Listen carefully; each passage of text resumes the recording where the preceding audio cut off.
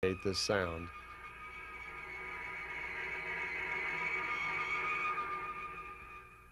This next series of pictures is very unique because the tree you're looking at no longer exists in this location. You see, after Billy took these pictures, he took some friends out with him to show them where the contact had happened. The tree was not there. He later asked Semyasi what happened. She explained that the ship somehow had leaked some radiation that had damaged the tree. They were very concerned about the welfare of the tree, so they decided to do something about it. What they did was they changed the tree's time so it did not exist in a time where it could get hurt. What they've actually done is gone back to the point when the tree was seeded. They then moved the seed so the tree grew up someplace else. Now the most unique thing here is that no one else in the neighborhood has any reminiscence of that tree ever growing there now. Billy has pictures of a tree existing, but they don't believe him. You can go to the farmer who lives on this property now and ask him about the tree that was supposed to be there. He thinks Billy's totally crazy because the tree is not there. He has no memory of it ever growing there, but the picture exists. This picture even shows the ship going around behind the tree. This concept of time may seem fantastic to us. Could it be part of a larger knowledge that the Pleiadians are gently awakening us to? Above everything stands one force alone. We call it the creation. It regulates the laws over all, the life and death of everything in the universe, because it is everything in the universe. Among the many things discussed with the Pleiadians was life. And I don't mean just human life. You see, to the Pleiadians, everything is alive. Not just human life. There is animal life. There is plant life. Even the planet Earth is alive. All of these things are created out of the same creational energy. They are just manifested at what we call different levels of density, and they evolve in different ways. You and I evolve by having material lifetimes. We do what is called dying, and then we come back, hopefully a little more evolved than we were the last time. Did you know that planets also evolve? Now, planets don't die like you and I do, but they have what are called ice ages. The planet Earth is on a 700,000-year cycle of its evolvement. It's been through several of them already. Originally, an ice age will cover the entire planet. As the planet gets older and older, there's less need for it. It has to make way for things that are more evolved than it is. So ice ages cover a smaller area of the planet. But the planet is evolving. Now, what does that mean?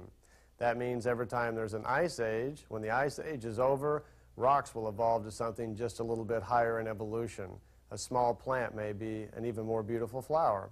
A tree will even be larger and more beautiful than it was. A fish may evolve up into a larger type of fish. Even the squirrels, the chipmunks, all the little creatures, everybody evolves, including you and I. Now, we're not real cognizant of that on this planet, and perhaps maybe we're being just a little irresponsible in the way we share our planet with all the other life that's on it, including the planet. The pictures I'm going to show you now are satellite pictures that appeared in Discover magazine not too long ago. It can give us a good look at the ozone problem. We're all becoming familiar with that, the lack of ozone and the change in it and how it's going to affect us. Let's have a look at these pictures.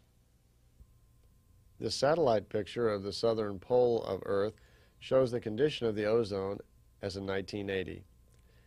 In 1975, the Pleiadians warned Billy that we were seriously damaging the ozone. We had started that over 60 years ago. They urged Billy to send letters to scientists around the world, which he did. He got no reply. In 1986, this satellite picture shows the ozone hole now 3,000 miles in diameter, covering over 1.2 million square miles. This allows ultraviolet radiation to come into our atmosphere at a deadly rate, killing the photosynthesis process. At the moment, we have no known technology to repair this. It could take thousands of years for nature to do it on its own. The Pleiadians want us to know we have a very unique planet, an abundance of life. We benefit from having so many extraterrestrial ancestors in the past. 22 million years ago, the ancient Lyrians came here, and when they did, they brought with them some of their culture and, of course, some of their plant and animal life. In the last 389,000 years, we've been visited by many different civilizations throughout our galaxy. Some of them have stayed for a short period of time, others have lived here for a while. They've brought with them wonders from their world, and they've taken back many wonderful things from ours. You see, the important thing is for us to understand that we're not only not living alone in the universe, but we're sharing a planet with a lot of other wonderful life forms. You are a spiritual being going through a series of material lives on purpose to gather information to feed your spirit and grow. And you're sharing this world with a lot of other life forms doing the same thing in their own way. See, animals evolve, plants evolve, and of course the planet itself evolves. We have to live in harmony with all of these different life forms. In our galaxy alone, there are over 44 million planets that naturally evolved the human form on its own. In the trillions of years of its life, at the moment there are 7.5 billion planets that have human life, and over 340 different shapes of the human form, different sizes, shapes, and colors, and so forth. But what about the Pleiadian planets? The Pleiadians are descendants of the Lyrians, and they tell us about a third of us have their genetics in them. Well, Semjase says that on their planets, by the way, they live in a solar system, and their sun is called Teget. There's 10 planets in their system. They live on 4 of them. Their main planet is called Ira. It's just 10% smaller than Earth. The atmosphere is very similar. And matter of fact, they find Switzerland very comfortable. It's very similar to their home world. You see, there is a large family of man out there, and it's time for us to become aware we're about to join them.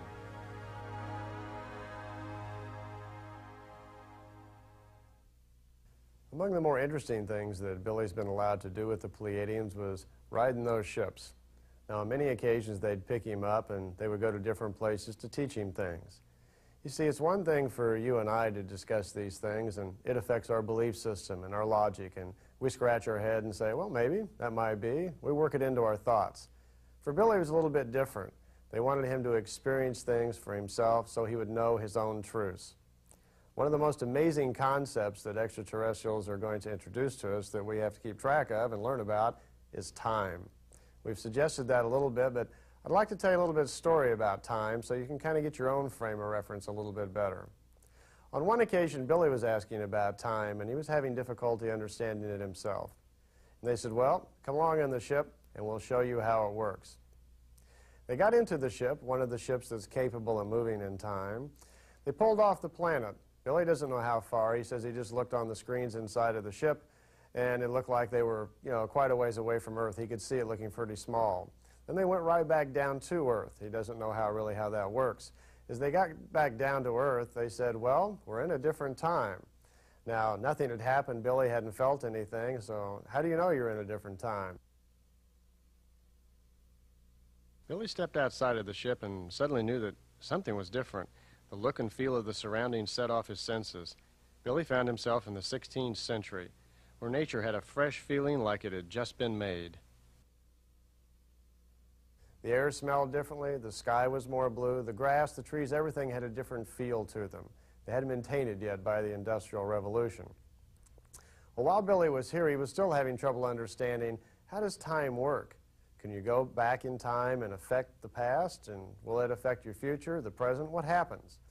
Well, Billy had taken with him a battery lantern, and he couldn't resist the possibility to try this out. Now, we're several hundred years back in time. While they were there, they visited a Frenchman, and he left behind with him this battery lantern. And he told the man, he says, take this lantern and use it, make more batteries, and put lights around your house, and wire it to your door. He told him how to do it. He says, I want to go back in my own time now, which was 1956 then. He was 19 when this happened. He wanted to go back in his own time and see if he could find some record in history then of this man having done something in the past that would affect the future. So Billy leaves the battery-powered lantern in the 16th century. He gets back in the ship and goes home. Now, he can't wait till he finds out. In an old book on French history provided by a friend, Billy finds his answer. In these old books, it talks about the man who lived, who had a strange house that people would go to and see strange lights. They would grab his doorknob and some strange force would bite them or hurt them. It did turn up. Billy was able to go to the past, leave something in the past, and affect now and affect the future. In effect, time rewrote itself. A difficult concept, right? But time is something you and I are going to have to learn to live with a little bit different way in the future. It's very unusual to get pictures of extraterrestrial spacecraft. It's even more